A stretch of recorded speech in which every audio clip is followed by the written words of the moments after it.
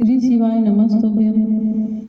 आप सभी लोग जानते हैं कि सर्दियों का मौसम चल रहा है और सर्दियों का मौसम आते ही आप लोगों के मन में बहुत सारे सवाल आने लगते हैं पूजा पाठ से जुड़े हुए, पूजा पाठ के नियमों से जुड़े हुए, जिसमें एक सबसे बड़ा सवाल यही होता है कि बाथरूम और शौच अगर हम लोग जो सर्दियों के मौसम में दिन भर में कभी भी इनका इस्तेमाल करते हैं तो क्या उसके बाद क्या नियम कहता है, क्या कायदे कानून कहते हैं कि पूजा पाठ के नियम के अगर हम लोग दिन भर में कभी भी बाथरूम वगैरह का इस्तेमाल कर लिया तो उसके बाद क्या हम लोग शुद्ध होते हैं, क्या उसके बाद भी हम लोग भगवान के मंदिर जाकर पूजन अर्चना कर सकते हैं, तो क्या उसके बाद भी हम अपने घर के मंदिर में दिया बाती कर सकते हैं। क्योंकि ये परेशानी होती है सिर्फ शाम के समय में, क्योंकि सुबह के समय तो सभी लोग एक समय स्नान करते हैं, एक समय नहाते हैं, नहाने के बाद फिर वो जो भी अपनी पूजन पाठ वगैरह होती है, मंदिर जाना होता है, अगर अपने घर की पूजन पाठ होती है वो कर लेते हैं, ठीक है। तो सुबह की तो किसी को दिक्कत नहीं होगी, पर बात आती है शाम के समय की, दिया और बाती के समय की, मतलब प्रदोष का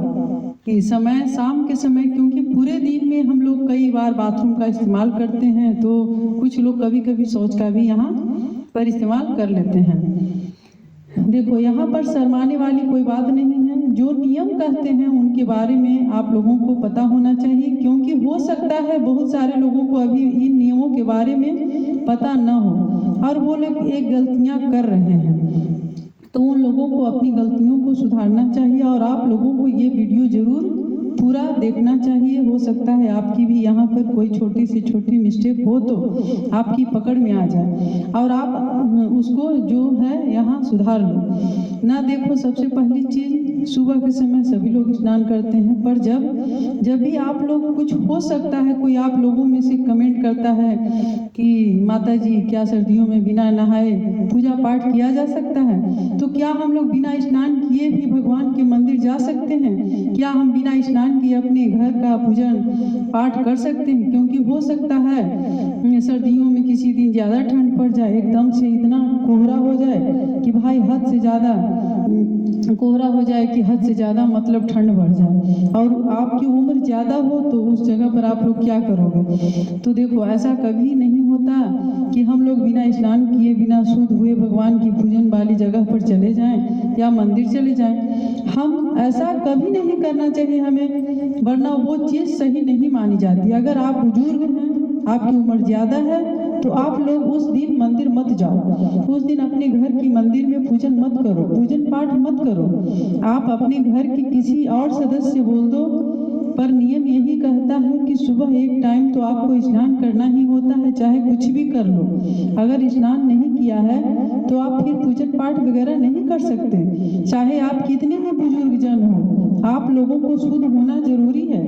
भगवान के मंदिर जाने से पहले या अपने घर के मंदिर में पूजन पाठ करने से पहले यह बात वैसे सभी लोग जानते हैं, पर कुछ लोगों के मन में यह प्रश्न होता है कि सर्दियों के मौसम में कभी ज़्यादा ठंड एकदम से पड़ जाए तो क्या हम उस दिन बिना नहाए पूजन कर सकते हैं। तो ऐसा कभी नहीं होता कि बिना नहाए आप कभी पूजन करो, ना तो बिना नहाए कभी पूजन की जाती है, और चाहे बर्फ जम जाए, बिना नहाए कभी मतलब पूजन नहीं करना है। चाहे कितनी भी सर्दी पड़ जाए, आपको सुबह एक टाइम स्नान करना ही पड़ेगा। यदि स्नान आप नहीं कर रहे हैं तो पूजन नहीं करना है।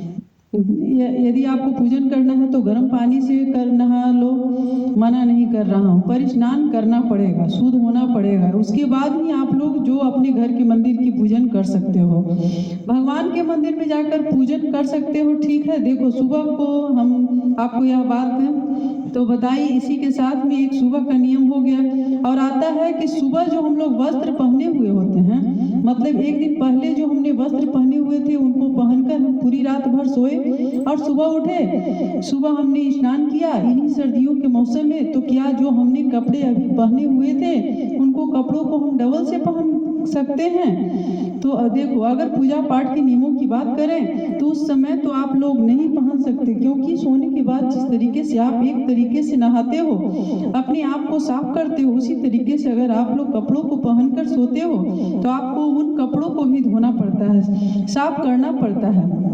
उसके बाद ही आपके कपड़े वो जो है शुद्ध माने जाते हैं। उन्हें आप पूजन पाठ वाली जगह पर पहनकर जा सकते हो, ठीक है। और अगर आप लोग स्नान कर रहे हो और आपको पूजन पाठ वाली जगह पर नहीं जाना है तो आप लोग भले पहन लो, उससे दिक्कत नहीं है। पर अगर आप लोग नहाने के बाद पूजन पाठ वाली जगह पर जा रहे हो, मंदिर जा रहे हो, अपने घर की पूजन कर रहे हो, तो उस जगह पर आपको धुले हुए कपड़े भी पहन के जाना चाहिए, चाहे ठंड पड़े चाहे कुछ पड़े, मतलब शुद्ध वस्त्र पहनना चाहिए। स्वेटर वगैरह, शॉल वगैरह का हम ऐसा कह सकते हैं कि इन्हें रोज नहीं धोया जा सकता।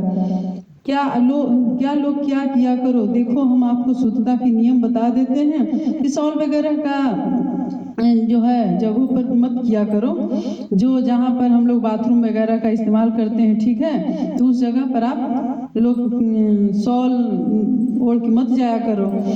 थोड़ी देर के लिए उतार कर रख दो, उसके बाद आप लोग अपना बाथरूम का उपयोग करो, तो फिर उस जगह पर जो आपको शॉल शुद्ध रहेगा एक तरीके से, ठीक है। और स्वेटर वगैरह है तो जब बाथरूम का इस्तेमाल करो तो स्वेटर वगैरह उतार कर रख दो, क्योंकि स्वेटर वगैरह हम सर्दियों में रोज नहीं धो सकते, पर अपने कपड़े तो धो सकते हैं। कपड़े तो हमें धोना ही चाहिए ना, तो कपड़े आप लोग धो सकते हो, कपड़े आप बदल सकते हो। हर दिन स्वेटर नहीं बदल सकते हो, उसके लिए आप मात्र यही काम कर सकते हो कि आप लोग अपनी जो स्वेटर उसको बाहर रख दो, बाथरूम का इस्तेमाल करने जाओ।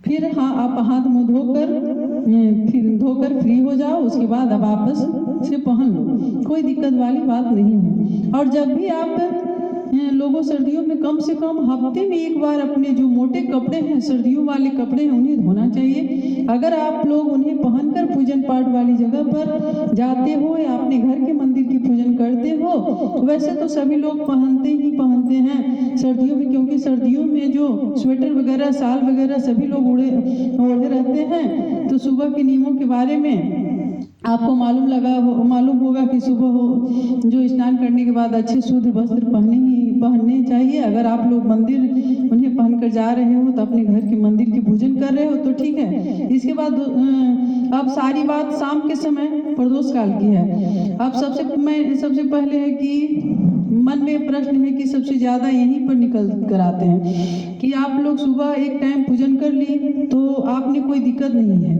आई, स्नान किया, चाहे गर्म पानी से किया हो या फिर ठंडा पानी से किया हो, अच्छे वस्त्र पहन लिए, पुराने वस्त्र धो दिए, उनको सुखा दिए और नए वस्त्र पहन लिए। धुले हुए वस्त्र पहनकर आपने पूजन अर्चन कर लिया। अब दिन भर आपको कोई दिक्कत नहीं है, ठीक है।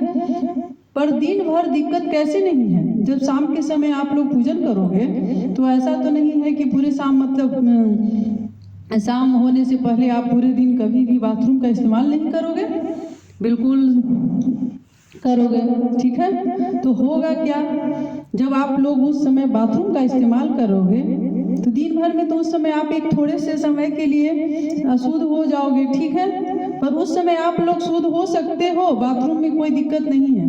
बात आती है शौच के समय की, ठीक है। तो पहले आप लोग बाथरूम की बात समझ लो। देखो, अगर आप लोग सुबह आपने पूजन वगैरह कर ली, आपने पूजन पाठ कर लिया, मंदिर हो गया, आपने सुबह स्नान वगैरह सारे काम उसमें निर्मित हो गए, ठीक है। अब पूरे दिन आप लोगों के पास पड़ा हुआ है। अब इस पूरे दिन में आप, कुछ लोग ऑफिस जाएंगे, कुछ लोग अपनी ड्यूटी पर जाएंगे, तो कुछ लोग अपने घर पर काम कर रहे होंगे, बाथरूम का इस्तेमाल आप करोगे, बिल्कुल पक्की बात है, करोगे ही करोगे। नियम क्या कहता है वो यहाँ पर ध्यान से सुनो आपको, ठीक है। सर्दियों का मौसम हो चाहे कोई भी मौसम हो, विशेष रूप से हम सर्दियों के मौसम की बात कर रहे हैं यहाँ पर। तो सर्दियों के मौसम में अगर आप लोग दिन में कभी भी बाथरूम का इस्तेमाल कर रहे हो, चाहे कितनी ही बार कर रहे हो, नियम समझ लो। यहाँ पर आप लोग बाथरूम गए, बाथरूम जाते समय अगर आप लोग स्वेटर वगैरह पहनकर मंदिर वगैरह जाते हो या मतलब पूजन पाठ वाली जगह पर बैठते हो, आप अपनी स्वेटर या शॉल को उतार कर रखो, फिर हाथ मुंह धो लो, फिर उसके बाद हाथ मुंह धो करके पानी से छू लो। आप बाथरूम का इस्तेमाल किया, फिर आपको करना है, सबसे पहले हाथ धोना है, फिर उसके बाद सब कुछ कर लो, कोई फर्क नहीं पड़ता है। ठंडा पानी से धो, गर्म पानी से धो, हाथ पैर जरूर धोना है।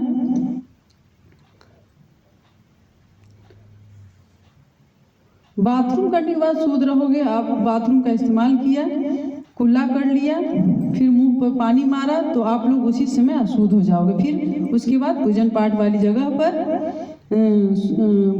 पर जा सकते हो। जहाँ हाथ मुंह धो लिया, मुंह में कुल्ला कर लिया, उसके बाद आप पूजन पाठ वाली जगह पे जा सकते हो, मंदिर जा सकते हो। इसी के साथ मैं दोस्तों उन लोगों की बात भी करते हैं जो बुजुर्ग जन हैं और जो लोग ड्यूटी वगैरह बाहर जाते हैं काम करने के लिए, वो लोग इन नियमों का पालन नहीं कर सकते हैं। दिन भर में वो लोग क्या करेंगे, तो देखो बुजुर्ग का ज़्यादातर क्या करते हैं, सर्दियों में अपने हाथ में ग्लव्स पहने रहते हैं और मोजे वगैरह पहने रहते हैं। और उन लोगों को जो है पूजन पाठ का बहुत ज़्यादा यहाँ पर नियम रहता है। वो लोग पूजन पाठ प्रतिदिन करते हैं। बुजुर्ग जन की हम बात कर रहे हैं, तो देखो उन लोगों के लिए हो सकता है थोड़ी बहुत आप लोग छूट मान लो एक तरीके से, क्योंकि उन लोगों को अभी इतनी क्षमता नहीं रह गई। ठीक है, जिसकी क्षमता है उसको नियमों का पालन करना चाहिए। देखो तो बुजुर्ग जन हैं, वो अगर अपने हाथ में मोजे वगैरह या ग्लव्स वगैरह पहने हुए हैं, पैरों में ग्लव्स वगैरह पहने हैं, पैरों में मोजे हैं, वो लोग क्या करेंगे, बाथरूम जाएंगे तो फिर इस्तेमाल करेंगे। उस समय अगर आप लोगों को दिक्कत परेशानी होती है तो हाथ पैर धोने, और आप लोग अपने मोजे वगैरह नहीं उतार सकते तो आप मत उतारो। आप लोग मात्र हो सके तो अपने मुंह से कुल्ला कर लो। अगर हाथ धो सकते हो तो हाथ धो लो, मुंह से कुल्ला कर सकते हो तो कुल्ला कर लो, या तो अपने मुंह में एक बार पानी मार लो। ठीक है, कोई भी एक चीज कर सकते हो, करके आप लोग जो है बाथरूम से जाने के बाद आप लोग एक तरीके से शुद्ध मान लिए जाओगे। पर और शाम के समय पूजन करने के लिए जाओ, मंदिर जाओ, चाहे अपने घर की दियाबत्ती करो। उसके पहले आपको क्या करना है कि अपने मोजे जो पहने हुए थे आपने बाथरूम जाते समय वो उतारे हैं, हाथ के भी उतारे हैं, पैर के भी उतारे हैं। उसके बाद आपको गर्म पानी से जो है बढ़िया से हाथ मुँह धोना है, अच्छे से धोना है, हाथ धोना है, मुँह से कुल्ला करना है, 3 बार कुल्ला करना है। ठीक है, अपना मुँह अच्छे से धो लो, फिर उसके बाद दियाबाती करो, शाम का दियाबाती करो, कोई दिक्कत नहीं है।